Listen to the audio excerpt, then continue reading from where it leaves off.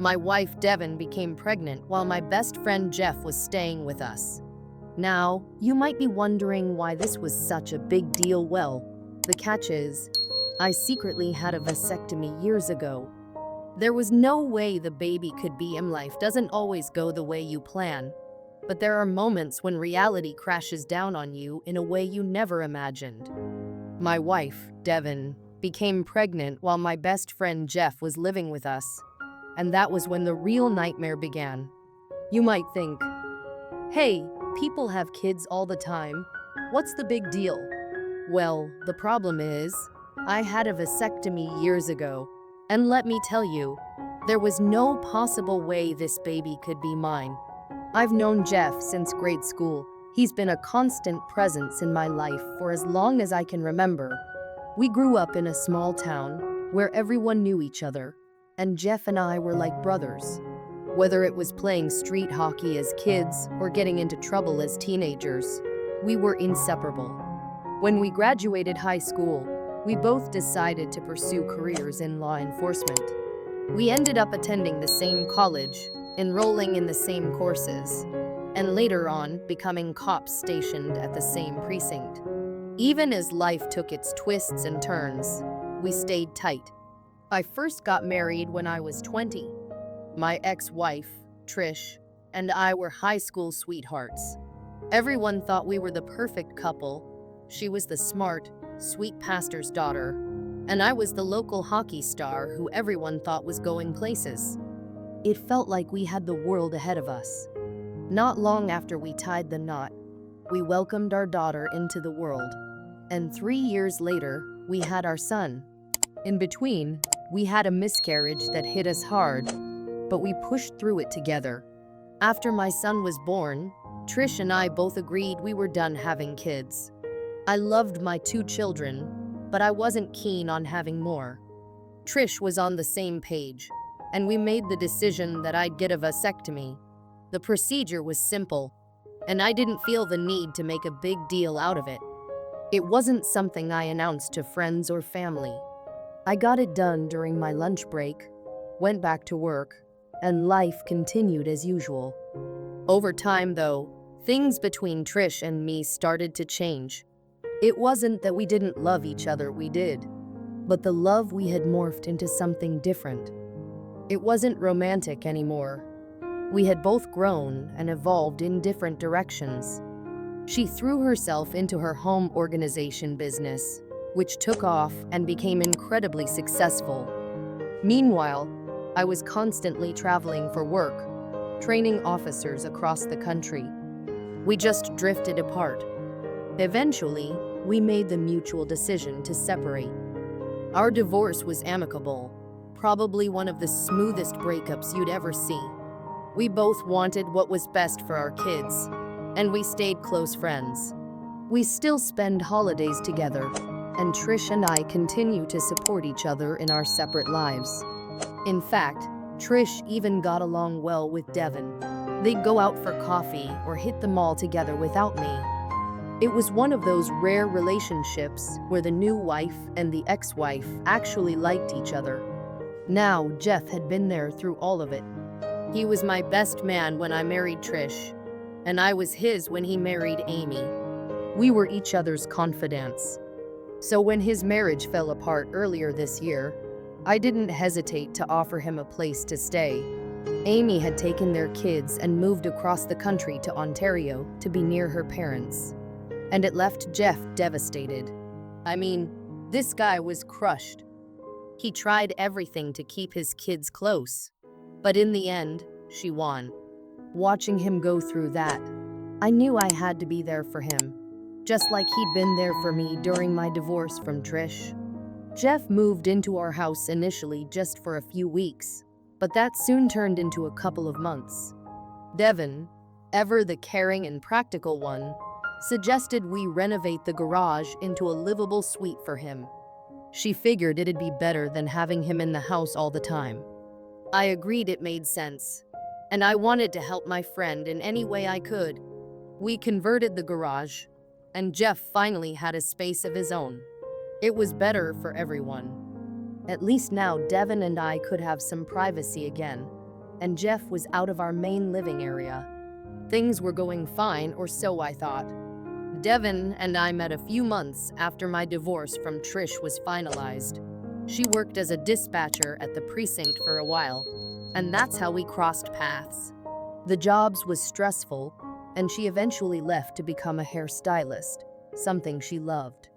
I was immediately drawn to Devin's energy. She was wild, fun, and completely unlike anyone I'd ever met. She was 8 years older than me, but that didn't matter. She was everything I needed at the time. We had the same interests. We both rode motorcycles, went on hunting trips, and loved being outdoors.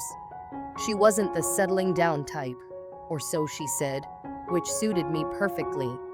Devin made it clear from the start that she didn't want kids, and that was a relief for me.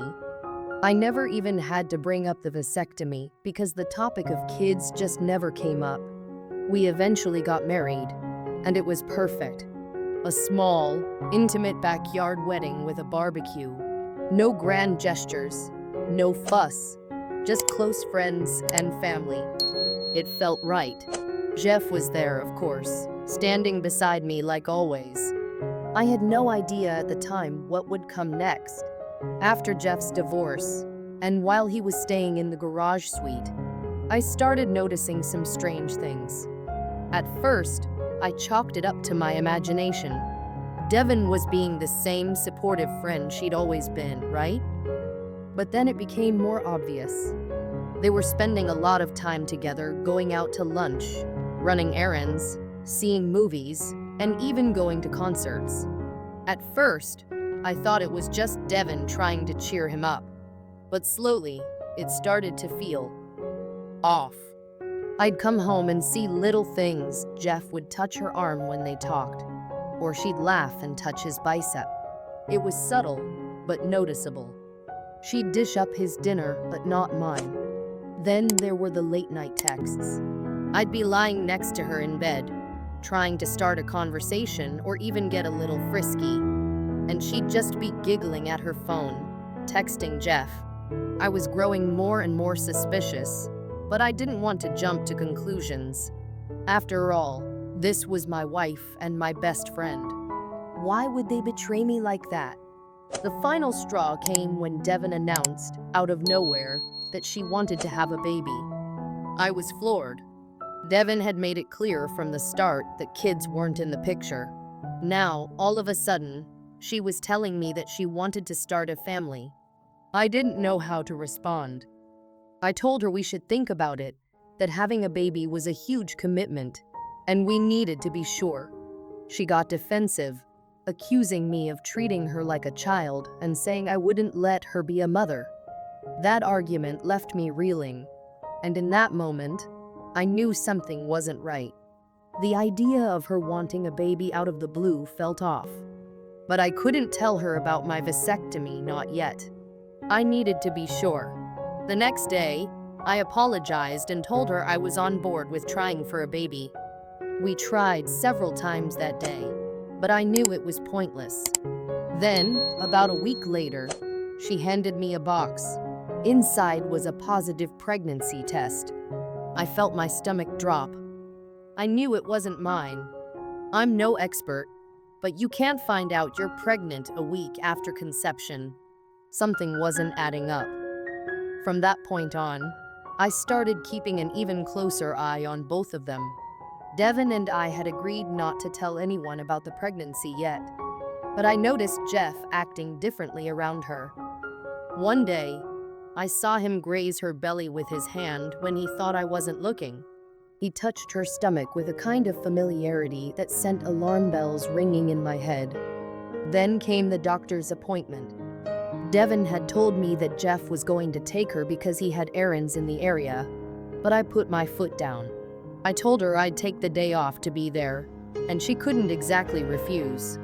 At the appointment, when the doctor asked when Devin thought she conceived, she gave the date of one of our recent attempts. But the doctor told us something I wasn't prepared for. Devin was 12 weeks pregnant. I felt like the wind had been knocked out of me. 3 months? That couldn't be right. Devin tried to act shocked, asking the doctor if she was sure, but I could see through it. The timing didn't match up. I played along, acting just as surprised as she did, but inside, I was boiling. That night, we went home, and I pretended everything was fine. Devin went on about how it was a miracle that we'd conceived, and how excited she was. We even slept together that night, but I was already formulating my plan. The next morning, while Devin was out working a wedding, I made my move. I packed up all her things, along with Jeff's, and locked them both out of the house. I changed the garage code, threw her stuff in the front yard, and texted her to come get it.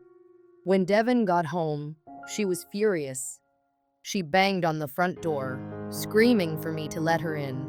But I stayed inside, calm, collected, and waiting. Through the doorbell camera, I told her I knew everything. I told her about the vasectomy, the baby, Jeff, and how it was over.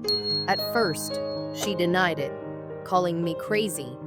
But then I dropped the bomb about the vasectomy. She stood there, stunned, the weight of the lie crashing down on her. She dropped her purse as the realization set in. She was speechless.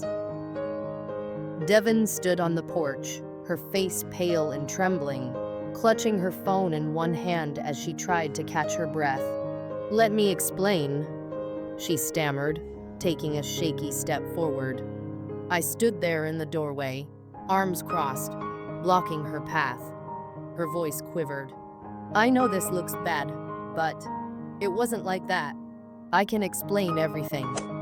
But I wasn't having it. I had already pieced together the puzzle. "Save it," I snapped, my voice cold and detached. "I know the baby isn't mine. I know about you and Jeff." Devin's eyes widened, her lips quivering as if she was trying to come up with some half-baked excuse. But I wasn't interested in hearing it. The betrayal was still fresh, the sting of it searing through me like a hot iron. "We're done. It's over," I said firmly. My heart pounded in my chest, but I remained composed on the outside.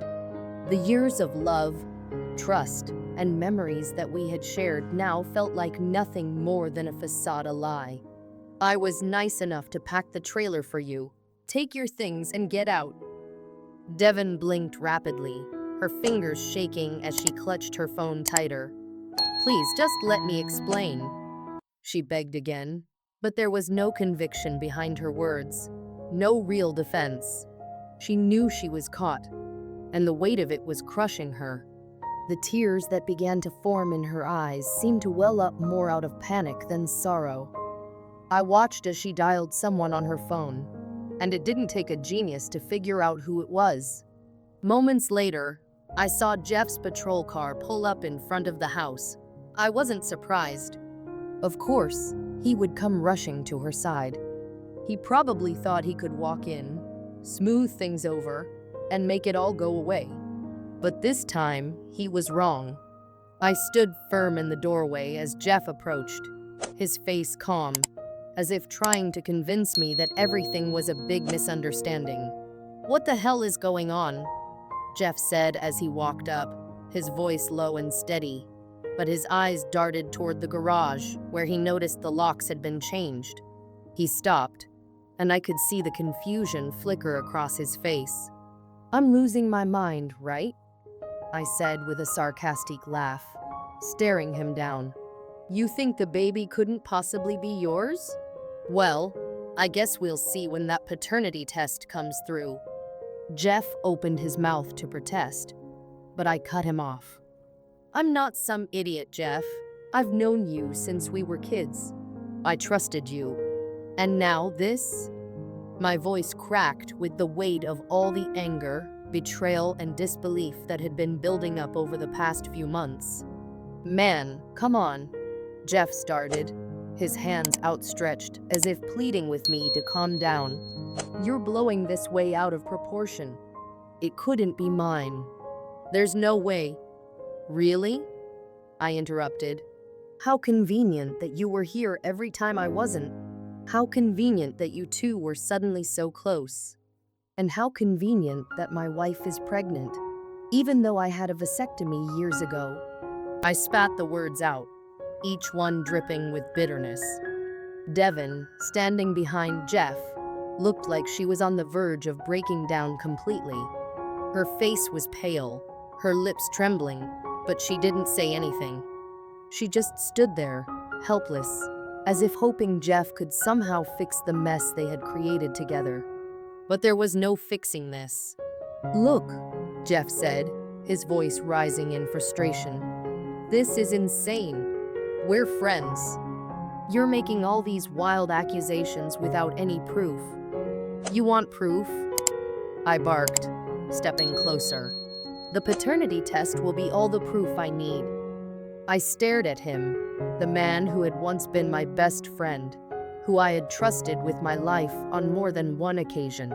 Now he was standing there, trying to lie his way out of something he had been guilty of all along. It was sickening. Then came the moment of silence, the kind that feels like it stretches on for an eternity. Neither Jeff nor Devon could find the words to defend themselves anymore. The truth hung between us, heavy and undeniable. Devon tried once more, her voice barely above a whisper. "It was an accident. I didn't plan for this to happen." I shook my head, my voice steady but full of contempt. "Accident or not, you both made choices, and now you have to live with them." She stared at me, her eyes filling with tears, but I had no sympathy left. Whatever emotional ties we had were severed the moment I realized what had been happening behind my back. I turned and walked back into the house, leaving them outside to sort through their mess. The next few days were a blur of cold exchanges and avoidance. Devon was officially gone, and Jeff had left town in shame, transferred to a remote, small-town post in northern Canada, thanks to a favor from one of my old buddies. I was still reeling from the fallout, trying to wrap my head around how my life had unraveled so fast. But the worst part wasn't over yet. The paternity test came back a few weeks later, and as I had expected, the baby was Jeff's. Seeing the confirmation in black and white was like a punch to the gut, but it wasn't shocking. I already knew the truth, the test just made it official. I found myself numb to the news by that point, like I had gone through so much emotional turmoil that there was nothing left to feel. Jeff and Devon had apparently decided to start fresh together in that godforsaken northern town. I heard through mutual acquaintances that they were trying to make it work, raising the baby together. I guess they thought they could salvage something out of the wreckage of our lives. Meanwhile, I was left to pick up the pieces of my own shattered existence. Another failed marriage, another betrayal. I didn't think I had it in me to go through this again, but there I was, signing divorce papers and sorting through the legal mess that comes with the end of a marriage. Devon didn't fight me for much. She knew she didn't have a leg to stand on. She just wanted out as fast as possible, probably so she could move on with Jeff and pretend like none of this ever happened. Through all of this, the one person who never wavered was Trish. My ex-wife had become my closest confidant during the whole ordeal. We talked every day, sometimes multiple times, just checking in on each other. It was strange how the person I had divorced years ago was now the one helping me through another divorce. Trish was kind, understanding, and most importantly, she didn't judge me for any of it. She just listened, offering support when I needed it the most. One night, after a particularly rough day, I called her up and we ended up talking for hours. I told her everything about Jeff, Devon, the paternity test, all of it. She listened in silence, occasionally chiming in with words of comfort. When I finished, she simply said, "You're a good man. You didn't deserve this." Her words hit me harder than I expected, and for the first time in a long time, I felt a sliver of hope. I threw myself into being a father, Spending time with my kids became my escape, my way of coping with the emotional wreckage. I took them camping, enrolled them in hockey, and made sure I was there for every parent-teacher meeting, every little moment. It wasn't easy, but it was the one thing I could control, the one thing I could still do right. As the months dragged on, the divorce was finalized, and the reality of my new life settled in. I found myself wondering what came next. I had only been with 2 women in my entire life, and both of those relationships had ended in betrayal. I wasn't sure how to move forward, or if I even wanted to. But life doesn't wait for you to figure it out. It just keeps going, and you either get swept up in it, or you drown. The hall pass, and the next betrayal, as if I hadn't been through enough.